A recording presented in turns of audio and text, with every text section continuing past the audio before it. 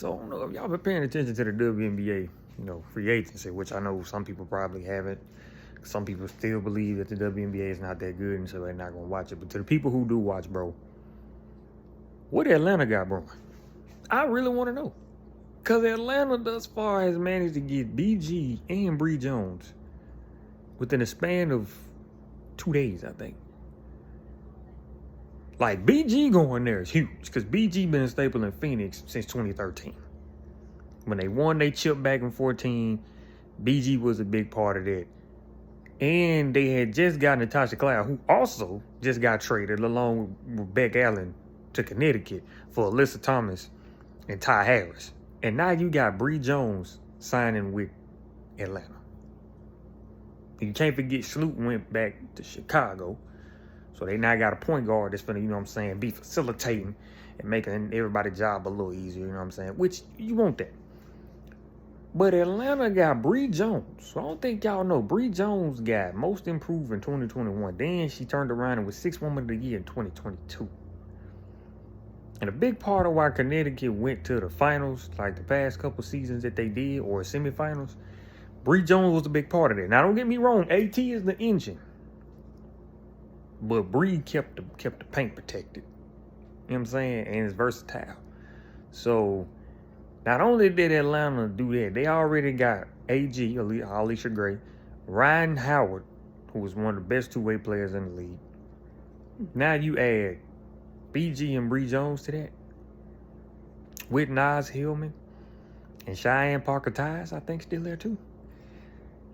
Yeah, Atlanta definitely about to make some noise for sure. But it means, like, what does that mean for Connecticut? Some people say Connecticut got fleeced in the trade by only getting Natasha Cloud. I'm like, first of all, Natasha is a 2019 WNBA champion, so she got championship experience. Been in the league since 2015, so she's been on winning teams and knows what it takes. Now, do I think Phoenix broke stuff up a little too soon? Absolutely, because you just got Kalia Copper there. Natasha Cloud literally just signed there last season, and then y'all just trade her.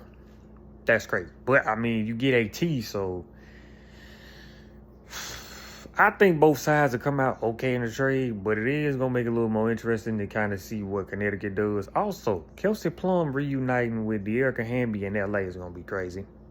But if you're L.A., that means you definitely not drafting Paige.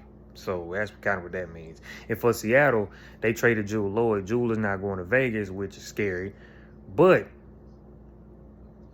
if you're a Nika Mule fan, you probably rejoiced a little bit knowing that Jewel got traded. I mean, you're a little upset because, Jewel meant everything to Seattle. But Nika about to get more playing time.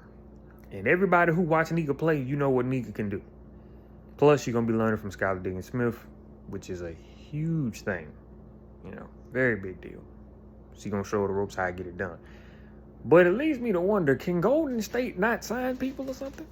Because the only news we've gotten from them is everybody that they drafted during the expansion draft. And then they say Mo Billings signed with them. But I think Mo was drafted by them in the draft, if I'm not mistaken.